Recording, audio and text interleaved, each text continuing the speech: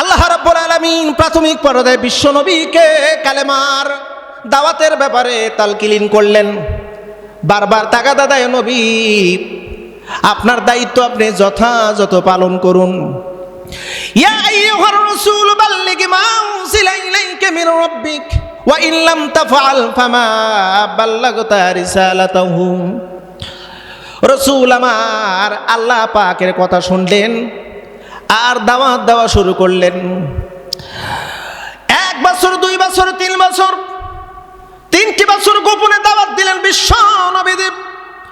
নবীদের দাওয়াত পাওয়া অনেক মাজলুম ব্যক্তি কালেমা পড়ে মুসলমান হয়ে গেল। আমার নবীজির দল দিন যতই যায় দল তত ভারী হয়। আল্লাহর নবী কি অপবাদ দেওয়া শুরু করলো। মক্কার কাফের বেঈমানরা রাসূলুল্লাহকে অপবাদ দিল জাদুকর, রাসূলকে অপবাদ দিল মিথ্যুক, রাসূলকে অপবাদ দিল ধর্মান্তরিত, রাসূলকে অপবাদ দিল ভণ্ড, আরো অসংখ্য অপবাদ। একটা কথা বলি, আজ থেকে 1400 বছর আগে বিশ্ব নবীকে ওই অপবাদ দিয়েছিল মক্কার কাফের বেঈমানরা। এখন যদি আমার রাসূল এই সময় যদি তিনি তার দিনের দাওয়াতের কাজ করতেন, এখনো কিছু ডিজিটাল গালমন্দ নবীজির ক্ষেত্রে লাগাই দিত। আইএস, তালেবান, জঙ্গি, রাজাকার, আল বদর, আল শামস ইত্যাদি ইত্যাদি অপবাদগুলো বিশ্ব নবীজির সামনে লাগাই দিত। গত 16 বছর আমরা একটা জিনিস দেখেছি, জঙ্গি একটা খেলা। জঙ্গি কারা? মুখে দাড়ি থাকবে, মাথায় টুপি থাকবে, 5 ওয়াক্ত নামাজ কালাম পড়বে, কোরআন শরীফ পড়া জানবে, কোরআন শরীফের তাফসির জানবে, কোরআন শরীফের থেকে আলোচনা করবে, মানুষের মাঝে দাওয়াত দিবে। এদেরকে জঙ্গি ট্যাগ লাগায়া জেলের ভিতর আবদ্ধ করা হয়েছিল। আমরা এরকম অসংখ্য দৃষ্টি দেখেছি। মামুনুল হককে জঙ্গি বলা হয়েছিল, রফিকুল ইসলাম মাদানীকে জঙ্গি বলা হয়েছিল, কিন্তু কম বলা হয়নি, আমাকেও কিন্তু জঙ্গি বলা হয়েছিল। মুসলমান রাহমাতুল লিল আলামিন কালেমার দাওয়াত দেয়, নবীদের উপরে নির্যাতন ক্রমাগতভাবে বৃদ্ধি, শুধু বৃদ্ধি। আল্লাহর নবীজি সাফা পাহাড়ের পাদদেশে গেলেন একা একা, একটু নীরবতা পালন করে তিনি নামাজ পড়বেন। যদিও নামাজ রাসূলুল্লাহর উপরে শুধু ফরজ ছিল, আর কারোর উপর ফরজ ছিল না। একা একা তিনি নামাজ পড়বেন। নামাজে দাঁড়াইল, আবু জাহেল পূর্ব থেকেই লক্ষ্য করেছে রাসূল কোথায় যায়। আমার নবীজি সাফা পাহাড়ের পাদদেশে যখন গেল, আবু জাহেল পিছনে পিছনে গিয়েছে। হুজুর আমার নামাজে দাঁড়াইল, আবু জাহেল দূর থেকে লক্ষ্য করে রাসূলুল্লাহর একদম নিকটে আসলো।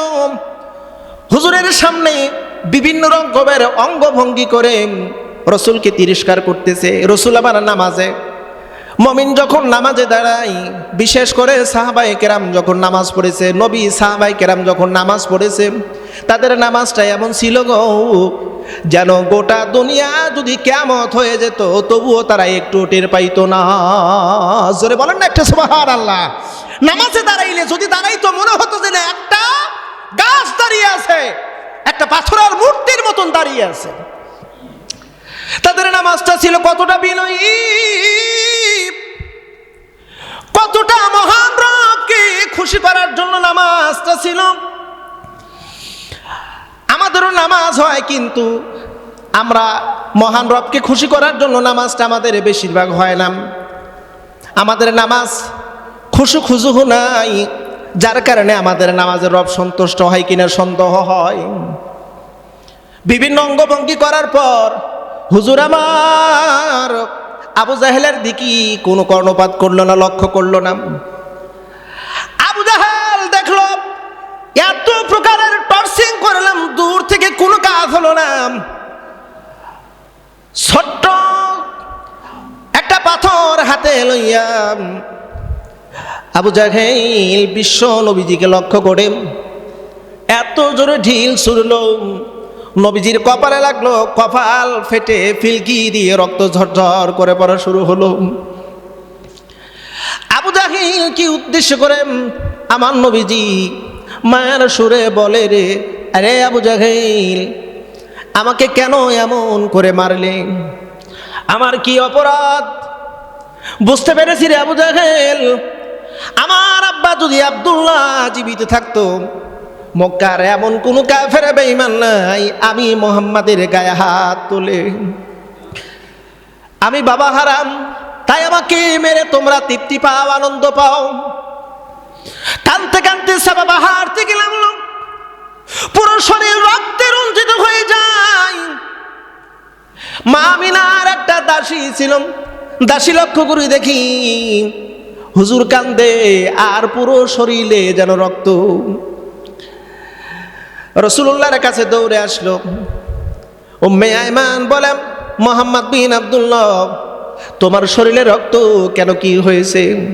হুজুর আমার এতটুকু বলল, বাপ হারা সন্তান, এতিম সন্তান হলে যা হয় মানুষকেও মূল্যায়ন করে না। আবু জাহেল আমাকে পাথর মেরেছে। উম্মে আয়মান আর দেরি না করে দৌড়ে চলে গেল। যাওয়ার পর বাড়িতে খোঁজ করে আমির হামজার কাছে। তখন আমির হামজা কালেমা পড়ে মুসলমান হয়নি। কে যেন আমির হামজাকে খবর দেয়, শিকারে যাচ্ছে, শিকার করতে। রে আমির হামজা, তুমি কি জানো রে, তোমার চাচা, তোমার ভাতিজা মুহাম্মদ বিন আব্দুল্লাহকে আবু জাহেল পাথর মেরে রক্ত রঞ্জিত করেছে। আমির হামজা বলল, আমার ভাতিজার কি অপরাধ? বলে, তার তো কোনো অপরাধ নাই। আর আমরা যতটুকু জানি মক্কার ভিতরে তার মতন ভালো মানুষ আর একটাও নাই, কারোর সাথে কখনো কোনো সময় গোলমাল ঝামেলার ভিতরে যায় না। আমির হামজা শিকারে না যে ব্যাক করে আসলো। বাড়িতে এসে শিকারের সরঞ্জাম আদি রেখেন, সোজা আবু জাহেলের উদ্দেশ্যে রওনা। আবু জাহেল বিশ্ব নবীকে মেরে কাবার প্রাঙ্গণে উপস্থিত। মক্কার কতগুলো কাফের বেঈমান কাবার প্রাঙ্গণে রয়ে গেছে। আবু জাহেল বলে, মক্কার কাফের বেঈমানরা তোমরা খুশি হও রে, আমি মুহাম্মদ বিন আব্দুল্লাহকে পাথর মেরে আসছি, তার শরীরটা রক্ত রঞ্জিত করেছি, তোমরা খুশি হও। আবু জাহেল তাদেরকে নিয়ে আনন্দ করে। ঠিক এই মুহূর্তেই আমির হামজা চলে গেল। আমির হামজার দিকে তাকায় আবু জাহেল বলে, রে আমির হামজা, আজকে এত বড় কাজ করেছি যা তোমরা কোনো দিন করতে পারো নাই।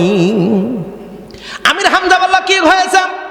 তোমার ভাতিজাকে আমি আঘাত করেছি, তার শরীর থেকে রক্ত বের করেছি। আবু জাহেলের বক্তব্য শুনে, কথা শুনে আমির হামজা আবু জাহেলের কলার ধরে এত জোরে জোরে আঘাত করা শুরু করলো। আর বলল, রে আবু জাহেল, তুই তো মনে করেছিস আমার ভাতিজার কেউ বুঝি নাই জীবিত, কেউ তার পাশে নাই। আমি আমির হামজা আছি, আমার ভাতিজার ক্ষতি হলে আমি একাই তার প্রতিবাদ করব। আবু জাহেল বলে, আমির হামজা, তুমি কি কালেমা পড়ে মুসলমান হয়েছ? তুমি বুঝি মুহাম্মদ বিন আব্দুল্লাহর দলভুক্ত হয়েছ? আমির হামজা বলে, না না, এখনো দলভুক্ত হয়নি, তবে হবার পরিপূর্ণ আমার ইচ্ছা এই মুহূর্তে জাগ্রত হলো। যেরকম একটু সুবহানাল্লাহ। প্রিয় বন্ধুরা, এমন করে রসুল কালেমার দাওয়াত দিয়েছেন, আঘাতপ্রাপ্ত হয়েছেন, ক্ষতিগ্রস্ত হয়েছেন, রসুল দিন প্রতিষ্ঠিত করেছেন। আর আমরা সেই দিনটাকে কিভাবে আমরা ভুলে যাচ্ছি, সেই দিনটাকে কিভাবে আমরা জলাঞ্জলি দিয়ে যাচ্ছি। আল্লাহ পাক বলছেন, কুনতুম খায়রা উম্মাহ, তোমরা সর্বশ্রেষ্ঠ উম্মত। আমরা সর্বশ্রেষ্ঠ উম্মত, জোরে বললে একটু সুবহানাল্লাহ। আল্লাহ সর্বপ্রথম আমাদেরকে দিয়ে জান্নাত উদ্বোধন করবেন। বিশ্ব নবীর উম্মত আগে জান্নাতে যাবে, তারপরে অন্যান্য নবীর উম্মতদেরকে আল্লাহ জান্নাত দেবে। জোরে বললে একটু আল্লাহু আকবার। আসুন সেই দিনকে আমরা আঁকড়ে ধরি, নবীর রেখে যাওয়া দিনটাকে আমরা মেহনত করি। মহান আল্লাহ তৌফিক দান করে সকলে পড়ি আমিন।